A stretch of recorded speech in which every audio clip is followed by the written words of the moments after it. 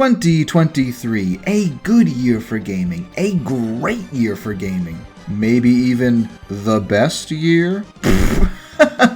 No. Do you guys not remember 1998? 2000? Surely you remember 2002. 2023 just can't compete.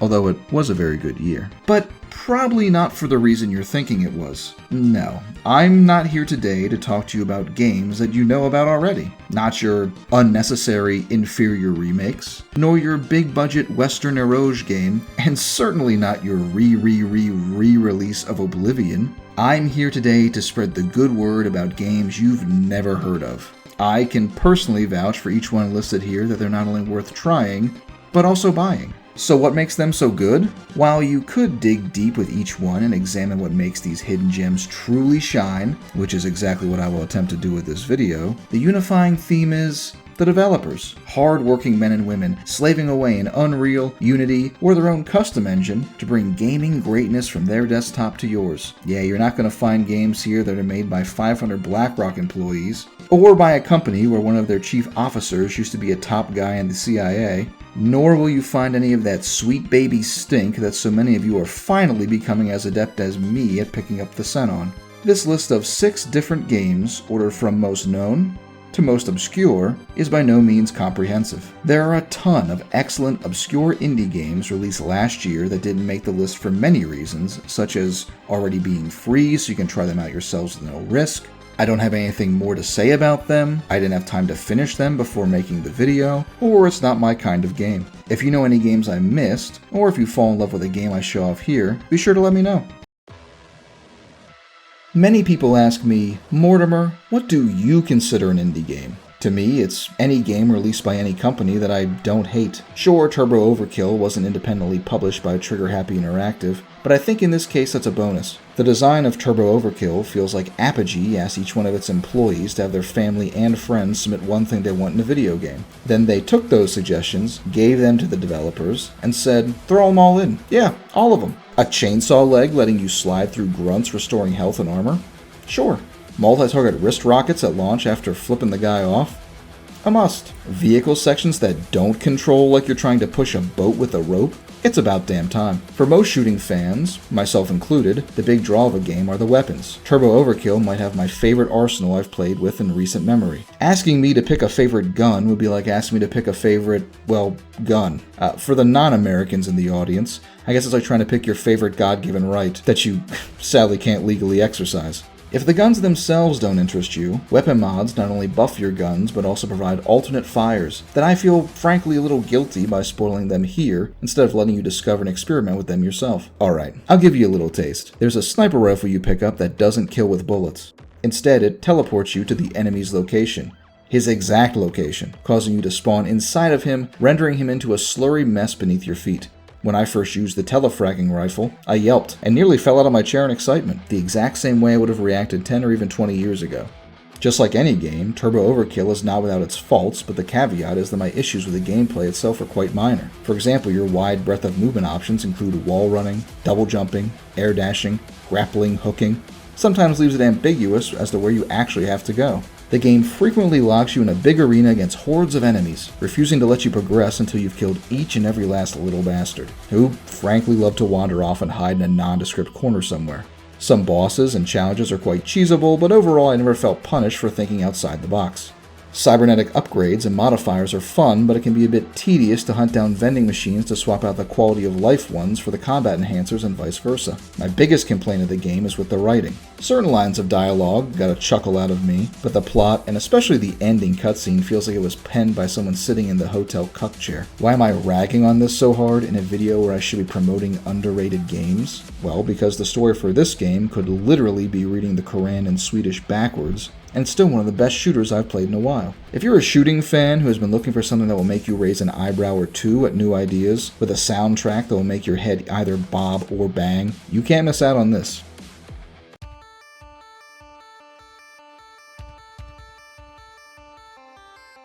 Mortal Sin is my personal Game of the Year 2023. I'll admit it was pretty close between Pizza Tower and another game on this list, but Mortal Sin is just the complete package for me. When I first discovered Mortal Sin, the early access set off alarm bells. I've long treated early access games as double-edged swords. The creator could use the increased time in development to make additional features and polish it for the official release, or they could drag it out perpetually with a glacial drip of content while living off of Patreon bucks. I took the risk with Mortal Sin solely due to the art alone. A skeletal knight, weeping blood, surrounded by monsters is the kind of thing you'd see on an NES box, and then the actual game would look and play like off-brand Galaga. Except we live in the future, so it actually looks like this. Mortal Sin is a first-person dungeon/cave/forest crawler, where you pick a class, gain perks and armor and weapons, and slay monsters. The secret to Mortal Sin's success at being the game I just cannot put down is the attention to details in every aspect. Starting from the beginning, from the time you choose your class, you can mosey through the hub and be in a dungeon in a matter of seconds. Hell, you can be several floors deep, spreading crimson carnage like strawberry jam, while other games would still have you in an unskippable opening cutscene or locked into lonely matchmaking. Mortal Sin knows precisely where to trim the fat, removing minor annoyances that plague other games while also adapting what works. Find a new helmet or halberd from a chest that doesn't measure up with what you've already got on. Don't let it rot in your bags till you get back to town. With a press of a button, it's converted into gold. Getting tired of mashing M1 to decapitate enemies with your sick battle axe? Roundhouse kick the guy's head off, or push him into a trap meant for you. Mortal Sin does so many of the "why did anyone else think of that?" that it's easy to tune out at screaming its own identity. While the unique art style will undoubtedly prevent a decent amount of people from playing the game despite the many filters and tweaks available to the player, it creates a nightmarish, oppressive atmosphere that haven't felt from any of its contemporaries. The music in the hub is almost sultry, as if it's luring you into a place you know you shouldn't go, but can't stop yourself. The story is this girl. As you complete quests in the dungeon, she not only rewards you with tangible benefits, but also new lore-dump dialogue options. So, with no co-op, or PvP, or real money auction house, or legally dubious cubes, what keeps me playing? The answer is in the title. Mortal. You will die. A lot. But the low downtime, high variance of builds, and roguelite elements make every playthrough feel completely fresh. I've already gotten way more than my money's worth, and I can't wait to see this creature's final form. A lifetime ago, I had my own video game review website. It's true. I would write short articles on new releases that I had played to give people an idea of what to expect. The games were graded on 4 categories: controls, content, depth, and difficulty. I called it the double C's and double D's. It was a different time. I was much younger. That website has sadly long since been lost to the Wayback Machine, but if Gravity Circuit came out back then, it would have cleaned up across the board. So let's break them down individually. Controls. Platformers live and die due to their controls, and Gravity Circuit has some of the tightest I've had. You don't feel floaty or stiff, and with your movement options, you're given leeway to correct any flubs. Double jump? Got it. Slide? Got that too. Grappling hook? Base kit, brother. As far as content, well, content is far more than just numbers on paper or checking boxes. Yes, Gravity Circuit has the 10 stages, the bosses, the boss rush, the health and energy upgrades, and set pieces you'd expect. How it stands out is by adding things like modifier chips and even different palettes that change how your character behaves. This leads us into the double D's, depth and difficulty. With one of the latest patches of Gravity Circuit, the developers have added a myriad of new options to keep additional playthroughs fresh. Speedrun mode disables cutscenes, so you don't have to tear a muscle mashing A to get to the actual game. Remixed levels, more aggressive enemies, deathless runs, saveless runs, upside down mode, and yes, even hard mode. Gravity Circuit is a game that feels instantly familiar to you as soon as you pick it up, but it's a plethora of new options and ideas to keep you from putting it down. I have a buddy who has beaten the game over 10 times in as many different ways, and he keeps going back for more.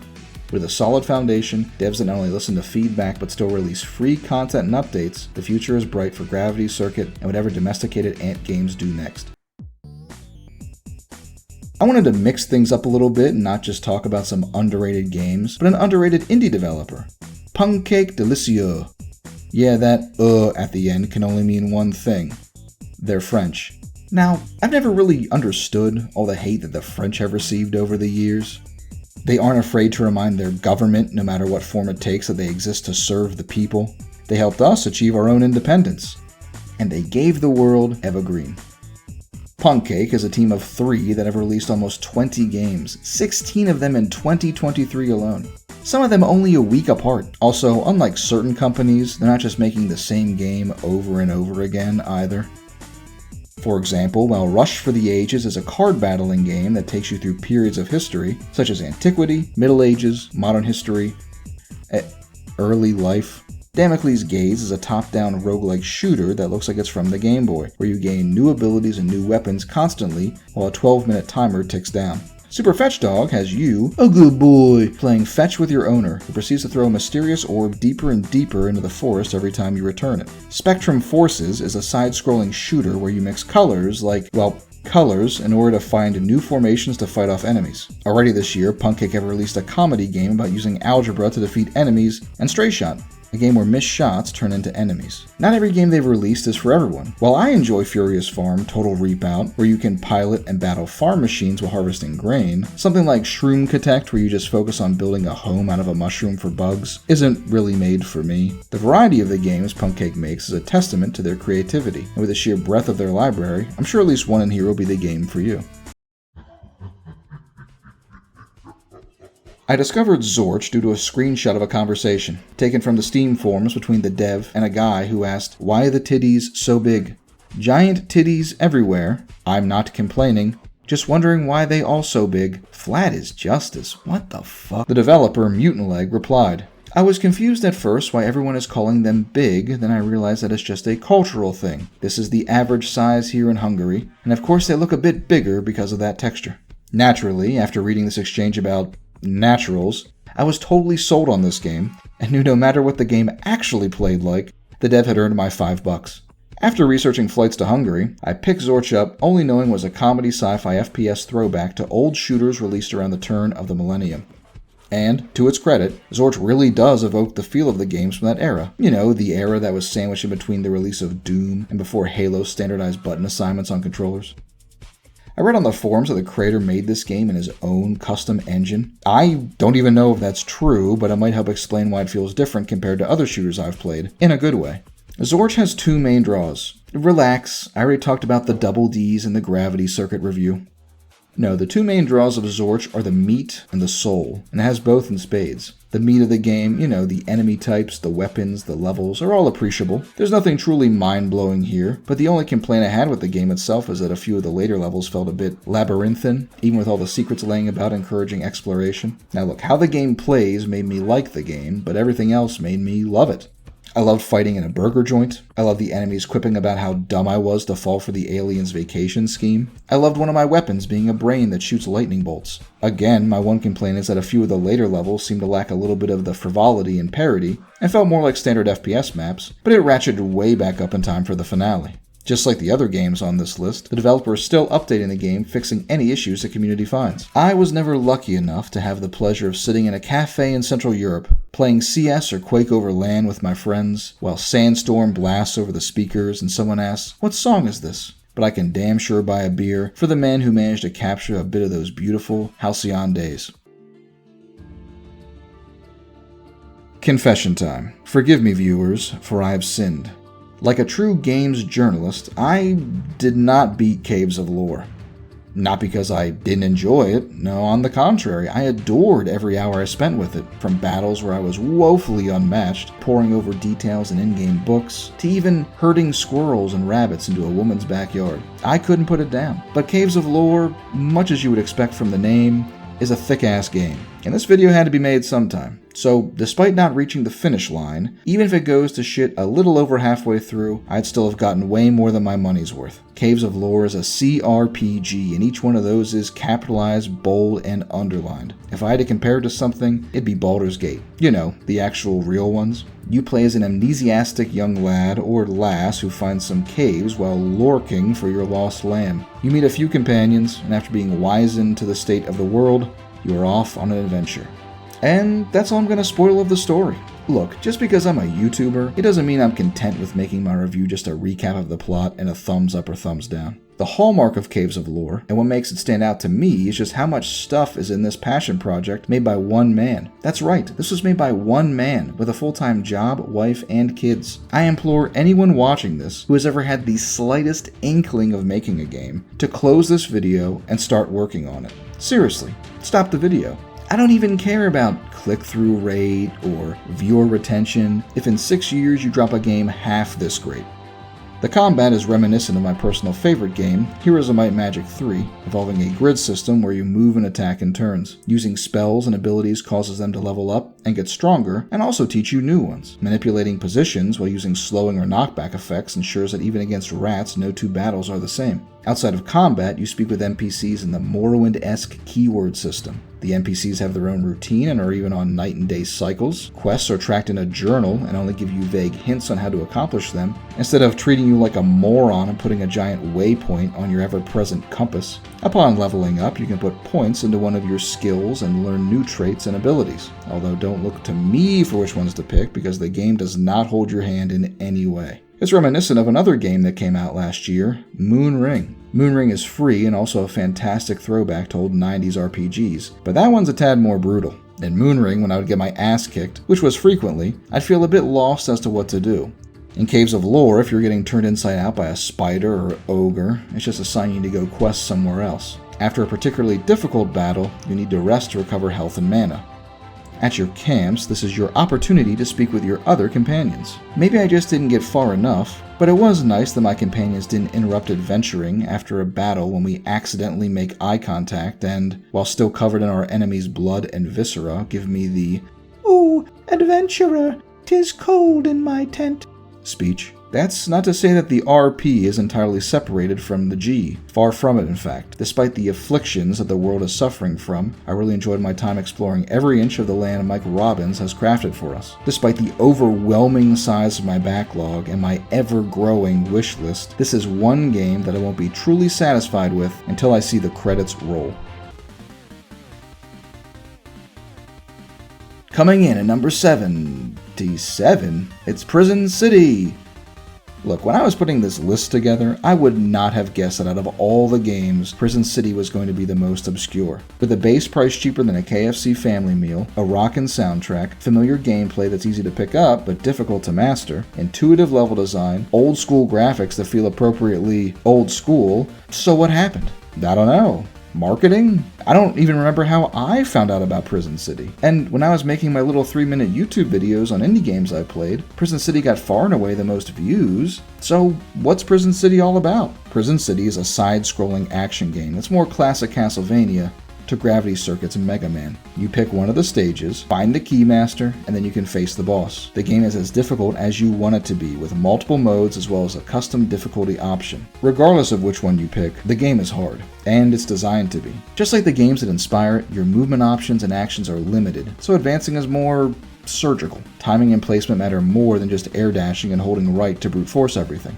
Due to the nature of the levels, this causes them to fold in on itself like a quesadilla. For example, coming into a room from the west may make it a simple stroll to the right while dodging projectiles, but coming in from above makes it a precarious platforming section. Your main weapon is chakrams that return to you. You can spam them, causing them to do reduced damage, or you can even hold them out so they hang in the air for a few more active frames. I recommend not trying to cheese the game if you are struggling to complete it. Yes, on the default difficulty setting, once you lose all your lives, you have to start the whole stage over. This gives you very limited attempts to learn the boss's patterns. Though you keep any mini-map progress you've made, it can be a tad frustrating to have to run back to the Keymaster and then the boss, but I relish seeing how much I've improved even in a short time frame. The power-ups in the game are more like a classic side-scroller. Nothing permanent here, but you've got temporary invincibility, room-clearing grenades, and even the upgraded chakrams disappear if you take too much damage. The end levels and bosses really ramp up the difficulty, wanting you to use everything you've learned to try and conquer it. Prison City to me is the game equivalent of an action movie you've seen 1,000 times. But if you step out of the shower and it's playing on TV, you'll sit sopping wet and butt naked until at least the next commercial break.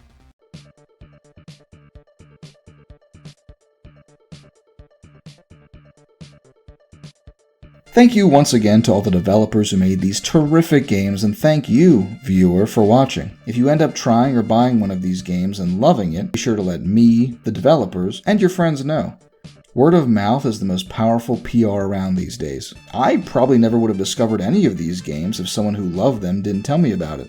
Don't think your voice isn't important. I'd take the word of a commenter named Shrek Enthusiast 88 over anyone from IGN or Kotaku any day. Considering the crazy month we just had where it seemed like 4 to 5 incredible indie games were coming out every day, if you love something, tell people about it. Well, video games wise. Keep that other stuff for your therapist, or priest, or parole officer.